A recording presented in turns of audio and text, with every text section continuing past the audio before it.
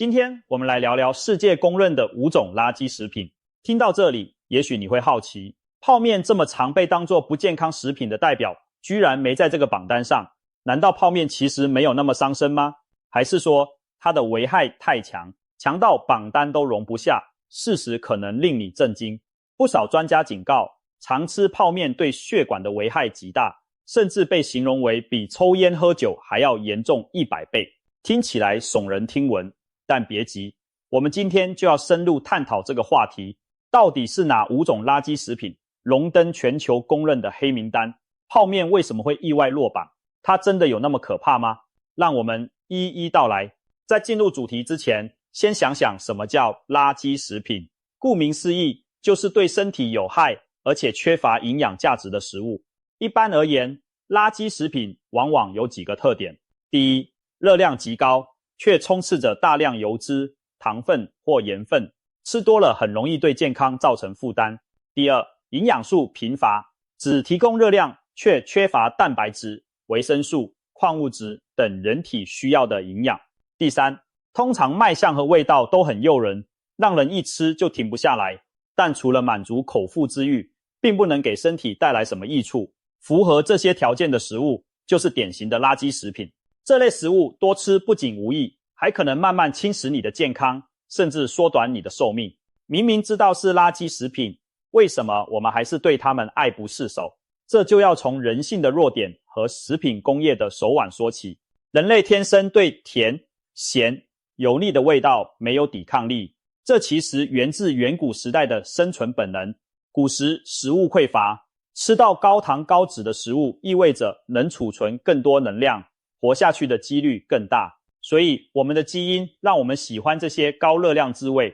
然而到了现代，食物丰富到随手可得，这种天性反而变成陷阱。食品公司正是利用了这点，精心调配出所谓的极乐配方，也就是糖、盐、脂肪的黄金比例，让食物美味到让人大脑疯狂分泌多巴胺，吃了一口就想再来一口。你是不是也有过一开袋薯片就停不下来的经验？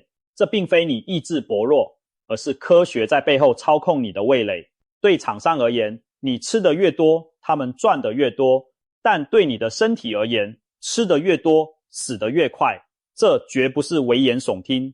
事实上，各国健康统计早就证实，长期摄取垃圾食品和肥胖，心血管疾病、糖尿病、脂肪肝，甚至某些癌症都有密切关联。过去几十年，全球肥胖率节节攀升，糖尿病患者人数暴增，这和含糖饮料、加工食品的普及脱不了关系。许多医生感叹，如今因不良饮食引发的慢性疾病危害，不亚于抽烟和酗酒。各国政府也开始采取行动，例如对含糖饮料课税、限制垃圾食品广告、禁止食品中使用反式脂肪等，目的就是为了挽救民众的健康。由此可见，我们接下来要谈的几种垃圾食品，早已是全球公认该少吃甚至不吃的健康公敌。现在，我们就正式盘点世界公认的5种垃圾食品，看看以下是否有你的最爱上榜。如果有的话，可要提高警觉了。第一大垃圾食品就是加工肉制品。所谓加工肉，就是用盐、腌、烟熏、添加防腐剂等方式处理过的肉类。常见的有火腿、香肠、培根、热狗、腊肉、肉松等等。这些肉制品虽然美味，背后却隐藏着不小的健康风险。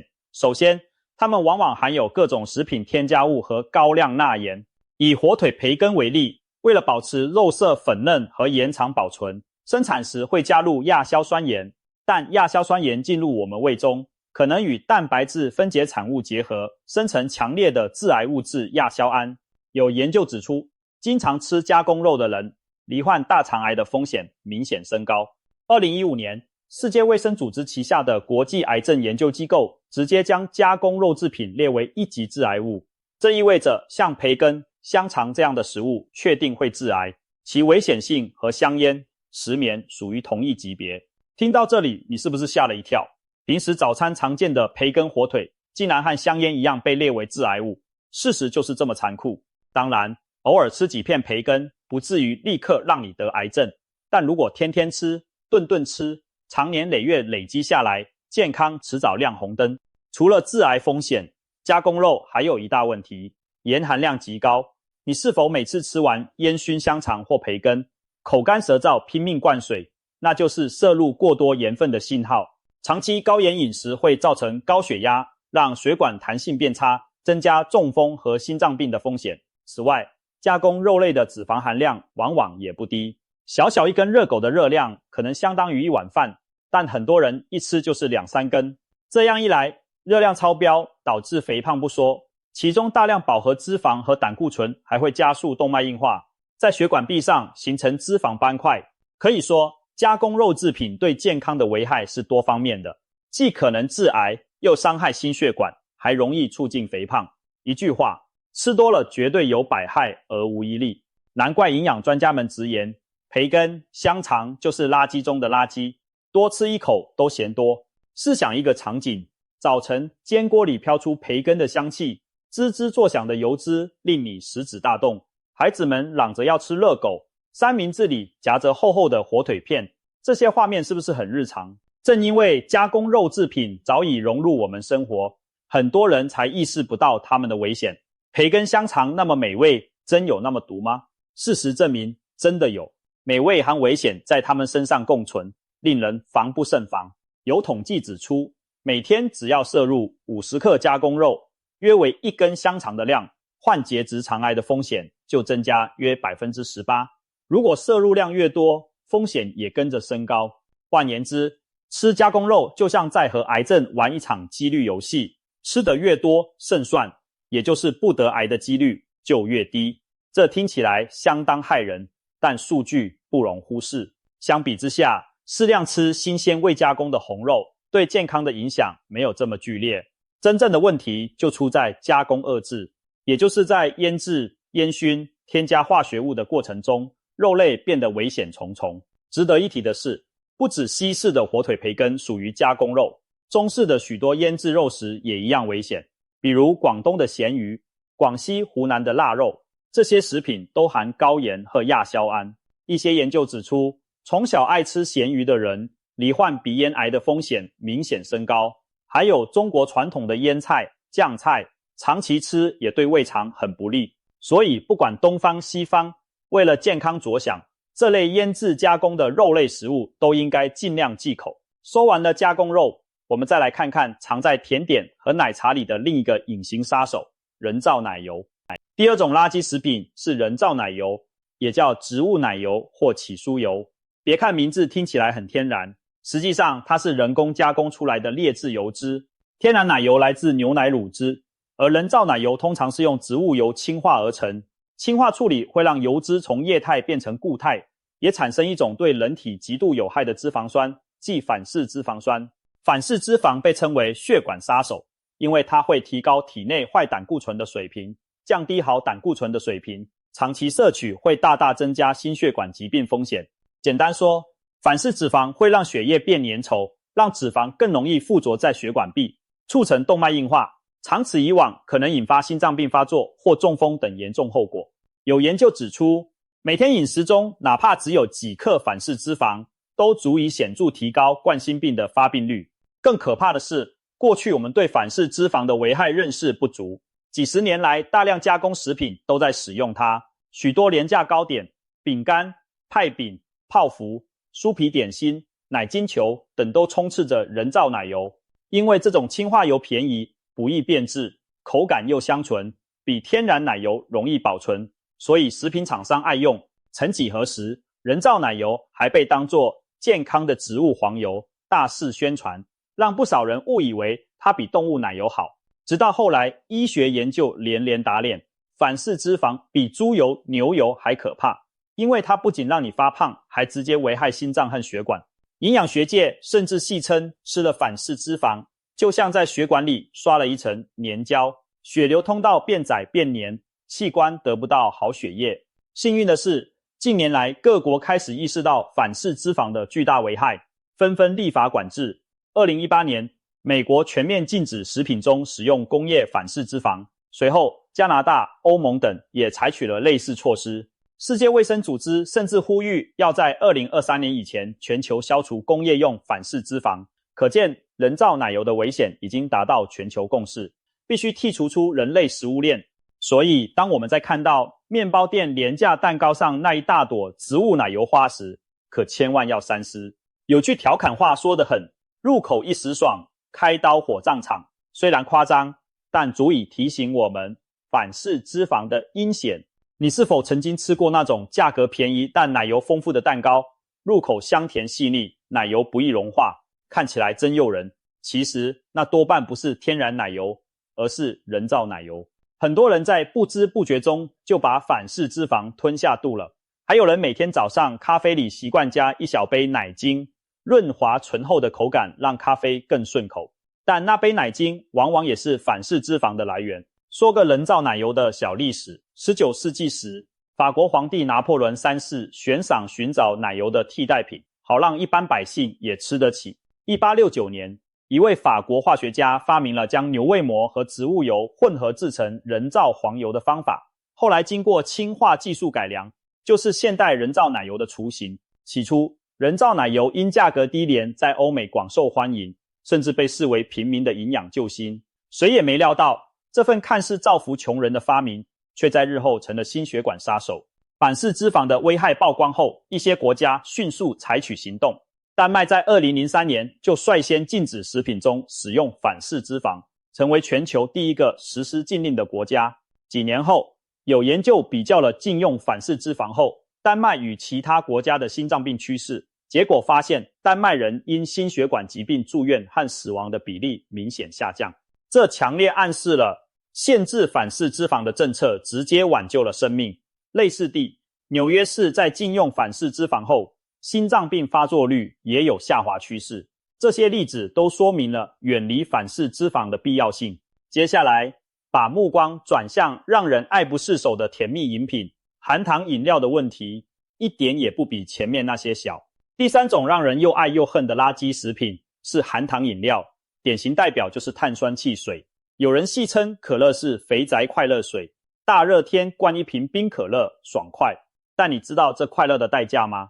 一罐约350毫升的可乐里含有将近40克的糖，换算成方糖足足有7、8块。如此高的糖分进入体内，会让血糖在短时间内飙升，胰脏只好拼命分泌胰岛素来应对。长期如此，胰岛细胞过劳，身体细胞对胰岛素也变得迟钝，最后就演变成第2型糖尿病。除了糖尿病，过多的糖分还会转化成脂肪囤积起来，让人发胖。难怪常喝含糖饮料的人腰围越来越粗，体重直线上升。更严重的是，高血糖环境对血管也是一种慢性毒害，糖分会损伤血管内壁，导致动脉硬化提早发生。研究发现，每天大量喝含糖饮料的人，心脏病和中风的风险比很少喝的人要高出许多。含糖饮料还可能伤害肾脏和眼睛等器官，可谓祸及全身。此外，汽水中的磷酸也不容小觑。磷酸会干扰钙质吸收，不利骨骼健康。长期大量饮用汽水，还会腐蚀牙齿珐琅质，导致蛀牙和牙龈问题。你也许听过有人用可乐来清洁马桶或除锈。没错，可乐的酸性足以除去水垢锈斑。想想看，连马桶垢都泡得掉的东西，我们居然拿来当饮料天天喝，怎会不伤身呢？有人说，那我喝无糖可乐总行了吧？无糖饮料虽然不含糖，但通常加入了人工甜味剂。人工甜味剂虽没热量，本以为可以骗过身体，结果科学家发现，经常喝无糖饮料的人依然容易发胖，可能是因为甜味刺激让大脑以为摄入了糖分，反而更容易产生食欲去吃别的高热量食物。另外，有些研究指出，长期大量摄取特定的代糖可能扰乱肠道菌群，影响代谢健康，所以无糖汽水也不是可以放量畅饮的健康食品。说到底，白开水永远是最安全的选择。如果偶尔嘴馋，想喝点甜的，纯果汁或无糖茶饮是比汽水更好的替代，但也要适量。值得注意的是，含糖饮料可不止汽水一种。近年来，风靡亚洲的手摇饮料，例如珍珠奶茶，一杯的含糖量常常不输可乐。更糟的是，许多奶茶使用的奶精含有反式脂肪，配上珍珠粉圆的高淀粉高热量，一杯奶茶就是一顿垃圾盛宴。又比如运动饮料、能量饮料，加糖果汁，它们都加了大量糖或果糖糖浆，健康风险不容忽视。所以不管是可乐、雪碧这类汽水，还是奶茶、果汁饮等，只要含大量添加糖，都属于垃圾饮料。真的想健康长寿，就尽量少碰为妙。谈到含糖饮料的危害，不得不提一个现代都市病，也就是非酒精性脂肪肝。这种过去多见于中老年人的疾病，现在年轻人也常常中招。其中一个重要原因就是长期大量喝含糖饮料导致的肝脏脂肪堆积，喝进去的糖分如果消耗不完，就会在肝脏转化为脂肪囤积起来，日积月累就形成脂肪肝。许多年轻人明明不喝酒，却被查出脂肪肝，很可能就是因为爱喝手摇饮、可乐等甜饮喝出来的。世界卫生组织建议，我们每天从添加糖摄取的热量最好不要超过总热量的 5%， 大约相当于25克糖，也就是大约6小茶匙的量。然而现实中，很多人一杯含糖饮料就远远超标，难怪现在许多国家都在推广减糖政策，比如鼓励饮料公司研发低糖产品，或者直接对含糖饮料加征糖税。像墨西哥、英国等推行含糖饮料税后，国内饮料销量都有所下降，证明人们对含糖饮料的依赖是可以改变的。青少年对含糖饮料的喜爱也让公共卫生专家担忧，许多学生每天放学就买甜饮。根据台湾的调查，青少年摄取的添加糖有将近一半来自手摇饮料等含糖饮品。年纪轻轻就大量喝糖，导致少年肥胖率增加。这些孩子长大后罹患糖尿病、高血压的风险也会提前上升。所以保护孩子的健康，远离含糖饮料是重要一环。喝完了甜饮，有些人还喜欢来点小酒助兴。我们再聊聊酒精饮料对健康的影响。第4种上榜的垃圾食品是酒类饮品，特别是啤酒。很多人可能没想到酒也算垃圾食物，毕竟小酌一点酒似乎能助兴，尤其聚餐看球时，啤酒更是常客。适量饮酒也许让人放松心情，但从健康角度看，酒精是越少越好。人体对酒精其实一点需要都没有，摄入再少量的酒精，身体也得出动肝脏去解毒。一旦喝多了，酒精对身体的伤害可是全方位的。先说肝脏，酒精大部分在肝脏代谢，长期大量饮酒，肝细胞会被酒精毒害，导致脂肪肝、酒精性肝炎，严重的发展成肝硬化甚至肝癌。再说心血管，喝酒时你会觉得脸热、心跳快，那是酒精让血管扩张，心率上升。偶尔1、2杯问题不大，但长期经常饮酒，血压往往也跟着上升，血管弹性变差，更容易出现动脉硬化。统计发现，饮酒过量的人，例如男性每天喝超过2大杯啤酒，罹患高血压、中风、心律不整等心血管问题的几率明显增加。酒精还会伤害胃黏膜和胰脏，许多慢性胃炎、急性胰脏炎都是喝酒喝出来的。更值得注意的是，酒精本身就是致癌物。世界卫生组织指出，饮酒会增加包括肝癌、食道癌、口腔癌、乳腺癌等多种癌症的风险。很多人以为只有酗酒才伤身，但最新的大型研究已经推翻了这种说法。英国权威医学期刊《柳叶刀》在2018年刊登的研究指出，只要饮酒，不管量多少，都会对健康造成影响。所谓安全的饮酒量其实是0。在这个前提下，任何饮酒习惯都是在拿健康冒险，更别说啤酒本身还是高热量的液体面包，一大杯啤酒就100-200大卡，一场聚会下来，啤酒肚都出来了。当啤酒和炸鸡、烧烤这些高脂食物一起出现时，更是对身体的双重打击。肝脏要辛苦代谢酒精，胰脏要拼命消化油脂，血管要忍受高脂血液的冲刷，一顿猛吃猛喝下来，身体器官都在超负荷工作。所以千万别以为啤酒只是助兴的小饮料，它对健康的威胁一点也不比其他垃圾食物小，尤其当你喝多的时候，危害更大。说到喝酒，很多人只想到醉酒伤肝，其实酒精对身体的其他部位也有不小的影响，比如长期饮酒会损伤大脑神经，导致记忆力和认知功能下降，严重时出现酒精性失智。还有一点男性要注意，过量饮酒可能引发高尿酸，尤其是啤酒，嘌呤含量高，容易诱发痛风。那些无酒不欢的人，到了中年往往肚子大、血压高、痛风发作，都是常年喝酒埋下的雷。全球每年约有300万人因为酒精相关原因死亡，包括酒精引起的疾病和意外事故，这个数字相当惊人，也提醒我们酒精绝非无辜。有人也许会说，饮酒是社交需要，朋友聚会推杯换盏才能尽兴，但健康毕竟是自己的，真正爱惜你的人，懂得拒绝不必要的饮食诱惑。顺带一提，亚洲人中有相当一部分人天生缺乏代谢酒精的酶，一喝酒就满脸通红。这种喝酒脸红不是酒量好，而是酒精代谢不良，体内有毒的乙醛堆积的表现。乙醛本身也是致癌物，所以脸红的人喝酒，罹患某些癌症，例如食道癌的风险更高。如果你属于一喝酒就脸红的体质，那更要少碰酒为妙。酒足饭饱之后，许多人还爱啃啃零食，最后要登场的垃圾食品就是各种油炸膨化零嘴。第5种公认的垃圾食品就是油炸和膨化零食，这一类包括薯片、薯条、炸鸡块、虾条、洋葱圈、爆米花以及各种包装小吃，如玉米脆片等。想象一下，晚上追剧时捧着一包薯片，嘎吱嘎吱，多惬意。但你可能不知道，每一片香脆的薯片，每一根金黄的薯条，里头都暗藏杀机。首先，高温油炸会产生一种叫丙烯酰胺的化学物质。研究证实，动物摄入大量丙烯酰胺会诱发癌症，因此国际癌症研究机构将其列为可能致癌物。而薯片、薯条就是丙烯酰胺的重灾区。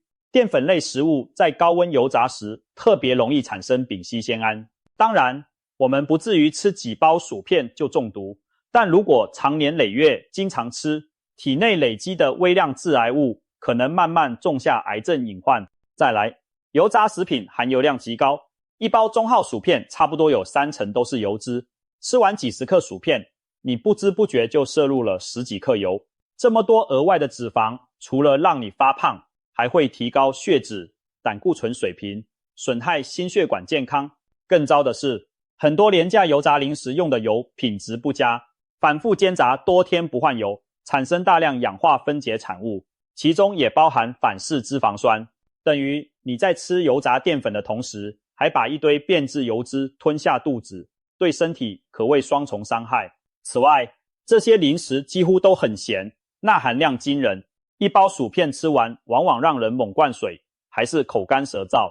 前面说过，高盐饮食会带来高血压等一系列问题，薯片、薯条无疑也是幕后黑手之一。有人笑称薯片是高血压加速器，一点也不夸张。吃咸酥鸡、炸鱿鱼等，零嘴也是同理，又油又咸，吃的时候爽，吃完身体可遭殃。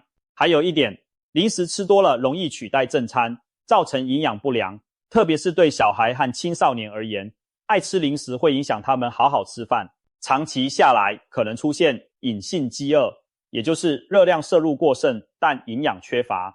结果一边是体重超标，一边身体却缺乏应有的养分，免疫力变差，容易生病。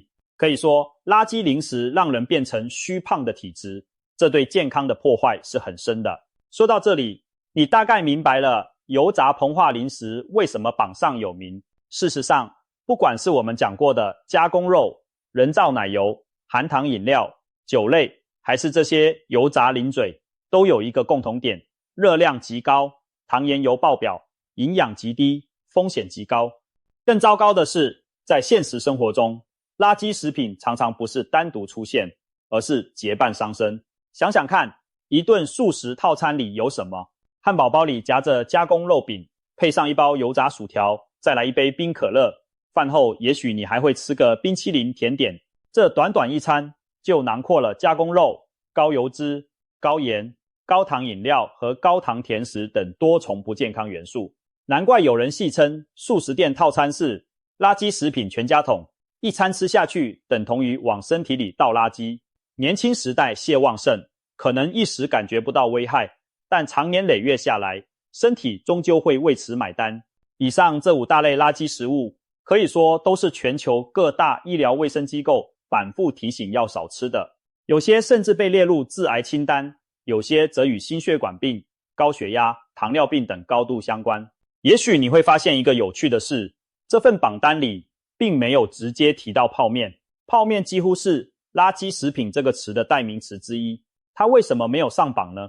其实泡面本身可以视作上述几类问题的混合体，它含有油炸的面体、超高的盐分调味，也属于加工食品，所以在许多健康专家的眼中，泡面当然也是垃圾食品，只不过在某些排行榜中没有单独列出来而已。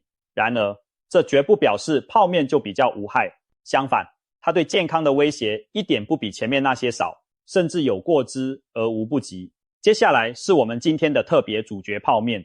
有人戏称泡面是现代人的救命粮，因为又便宜又方便，但也有人说泡面是夺命魔鬼，吃多了必定折寿。那么泡面到底有多大危害？为什么有人说它比抽烟喝酒还伤血管100倍？首先，泡面最惹人诟病的就是钠含量爆表。泡面好吃的灵魂在于汤头和调味粉包，但那也是盐和味精最集中的地方。据测算，一包普通泡面的调味料含钠量通常在1500至2000毫克之间，甚至有的高钠口味超过2500毫克。世界卫生组织建议成年人每天钠摄入量不超过约2000毫克，也就是5克食盐左右。换句话说，你吃下一包泡面，可能就用掉了1天盐分的配额。若是还把整碗汤都喝下肚，那摄入的钠更是爆表。高盐饮食最直接的后果就是高血压，血液里盐分过高，身体为了平衡浓度会滞留更多水分，导致血液容量增加，血压上升。长期血压居高不下，血管内壁就像一直承受高压水流冲击的水管，时间久了会变硬、变脆，容易出现细小破损，而人体会用胆固醇等物质去修补那些破损，久而久之就在血管内壁形成动脉粥样硬化斑块，让血管变得又厚又硬。一旦斑块堵塞或脱落形成血栓，就可能引发心肌梗塞或脑中风。所以吃泡面最伤的就是心血管系统。有人可能会问，抽烟喝酒不是也很伤血管吗？难道泡面更甚？坦白说，各有坏处，但泡面代表的高盐高脂饮食确实是许多人忽视的隐形杀手。抽烟的人毕竟是少数，不喝酒的人也大有人在，但很少有人一辈子不吃咸的油的食物。正因为高盐饮食的覆盖面更广，危害隐蔽且累积性强，有医生才会用比抽烟喝酒还伤血管100倍这种说法来提醒大众。虽然这话有夸张成分，但并非空穴来风。除了盐，泡面的高油脂问题也不容忽视。多数即食面饼是用热油油炸干燥而成的，这让泡面可以快速煮熟且保存良久，但面体也因此含有不少油。生产商常用棕榈油来炸面饼，棕榈油富含饱和脂肪，吃多了对心血管不利。而泡面在煮时，面饼里的油也会溶出到汤里。你常看到面汤表面漂着一层油花吧？那就是炸面时的油加上调味包里附的调味油。要是你连汤带面全喝光，一碗泡面下肚的油脂含量可能比吃一份炸鸡还多。如此高脂饮食会提高血脂和胆固醇，加速你血管的堵塞，长期下来诱发冠心病、胰脏炎等的风险都升高。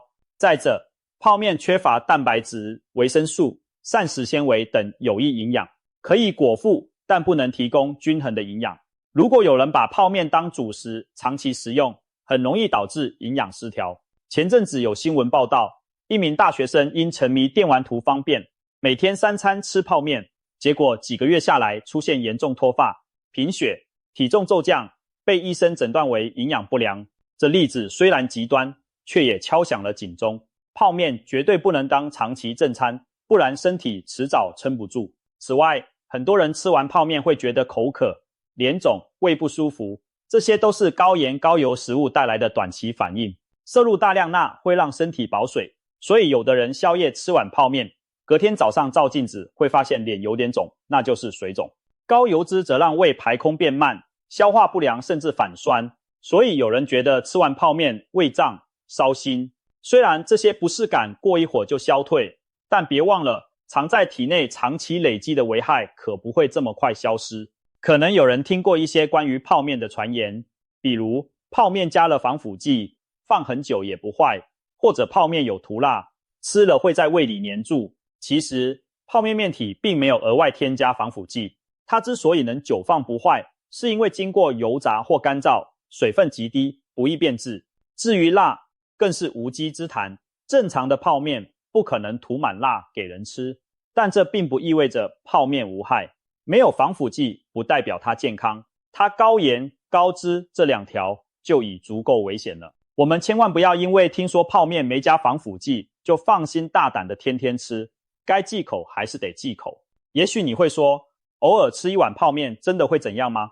老实讲，偶尔解解馋当然无妨。泡面的罪过在于长期大量，而不在于1、2次。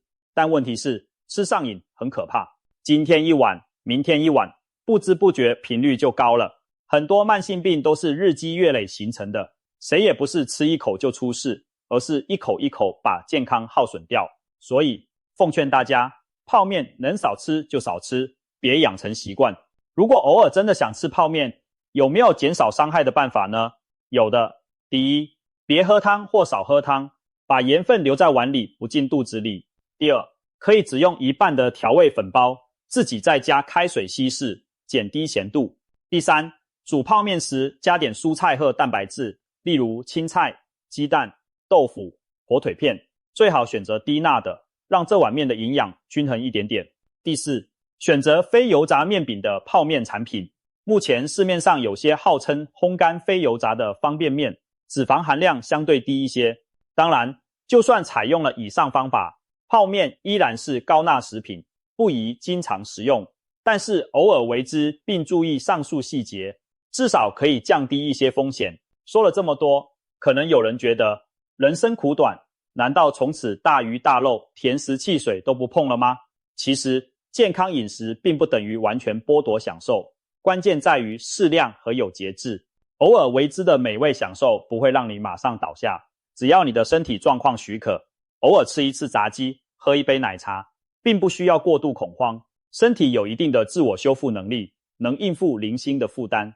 但是偶尔的前提是，大部分时间里你的饮食是健康均衡的，而且你能管控频率。如果你天天把那些高油、高糖、高盐的垃圾食物当主角，就算年轻力壮，长期下来也难免出问题。当代很多人的富贵病不是天生的，而是后天吃出来的。明明可以避免，却因一时嘴馋种下祸根。该忌口时就要忌口，毕竟真正爱惜自己的人，懂得拒绝不必要的饮食诱惑。顺带一提，世界卫生组织曾列出10大垃圾食物，除了我们详述的这5种外，还包括腌制食品、罐头食品、蜜饯糖果类、高盐咸鱼等。不论哪一种垃圾食物，少吃总是没有错的。健康的关键在于远离它们，拥抱天然新鲜的食材。总而言之，我们前面提到的这5大类食物，加工肉制品、人造奶油、含糖饮料、酒类，尤其是啤酒、油炸零食，以及我们特别提醒的泡面，都是现代饮食中对健康危害极大的东西。在美味方面也要适可而止。俗话说，病从口入，为了一时痛快暴饮暴食，日后可能要付出沉重代价，吃得越多，死得越快，一点都不夸张。好在选择权在我们手中，少碰垃圾食品，多吃新鲜天然的食材，我们的身体一定会回报我们更长久的健康与活力。希望看完这篇分享后，你能对垃圾食物的危害有更深的认识，并在日常饮食中尽量避开它们，爱惜身体，远离垃圾食物。让我们为了更长久健康的未来一起努力。